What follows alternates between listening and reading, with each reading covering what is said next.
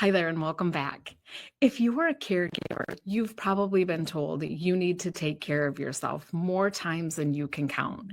And let me guess, every time you hear this, you feel annoyed, you feel frustrated, and you feel just a little bit guilty because it's not that simple. I can think of so many times when I started my house call practice when people would say, "You're caring for everybody else. You're doing this, you're doing that. You actually just need a little bit of self care." And I would think to myself, where am I going to fit that in? I've got 30 patients that need to be seen today, 40 that need to be seen tomorrow. How am I possibly going to fit in a massage or a bubble bath?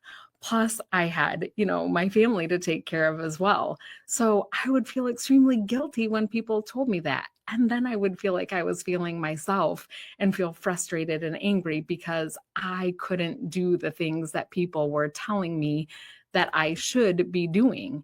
So if you think about it, the traditional sense of the word self care and self care advice doesn't work for caregivers of a loved one with dementia.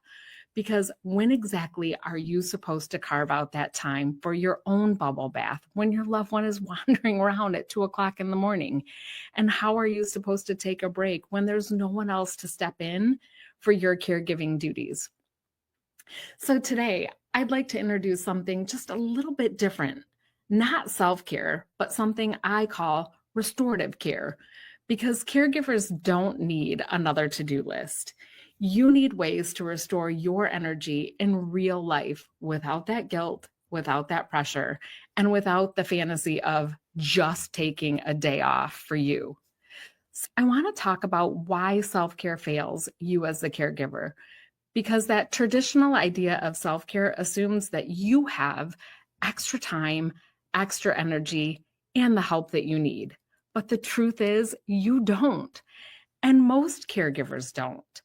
The word self care, in and of itself, seems to focus on those bigger ideas and those bigger things like escapes, spa days, or vacations, which makes you feel more trapped because you can't do those things.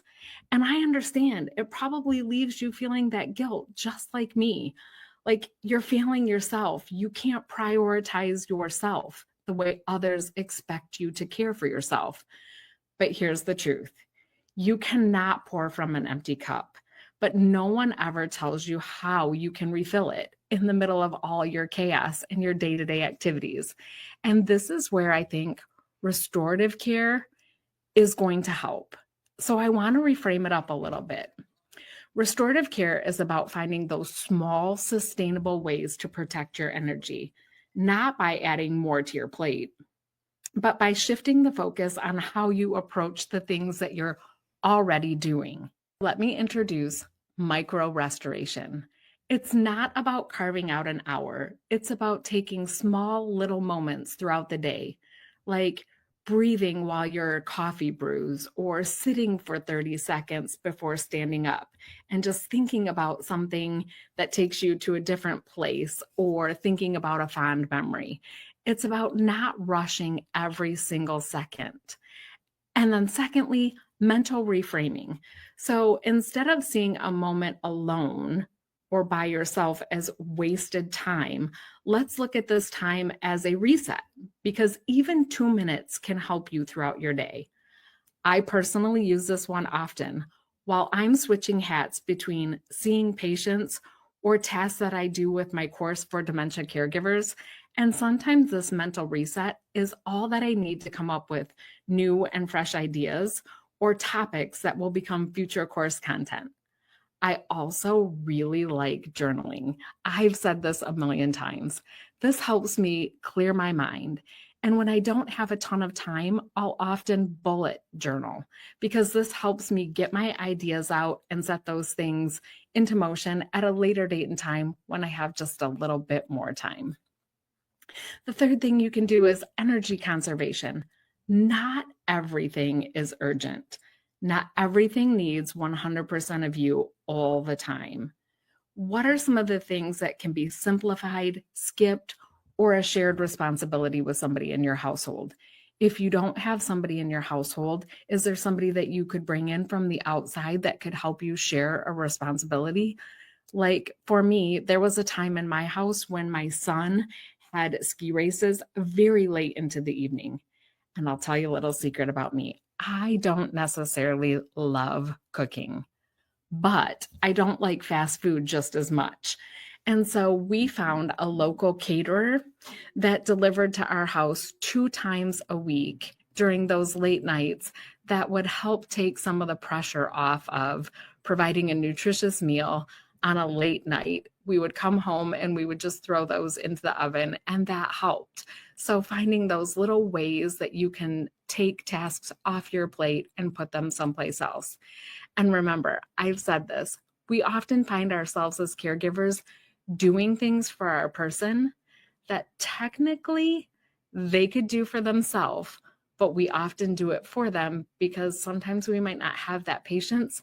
You can then look back at your person, task them to something that you know that they can do, just allow them a little bit of time. And then that's going to give you a little bit of free time.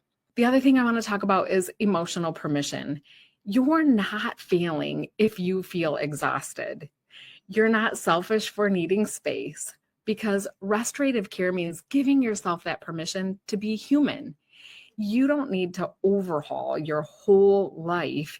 You just need a new way to think about what restoration looks like for you, one that actually fits inside of your reality with your person. So, how do you start today? Well, first, I want you to find areas where you can do those little micro restores, where you can just pause for like 10 seconds.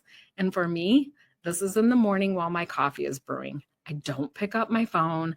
I don't check my emails. I don't look at social media. The second time that I do this is during my midday. I'll usually pick up an apple. I love Honeycrisp apples.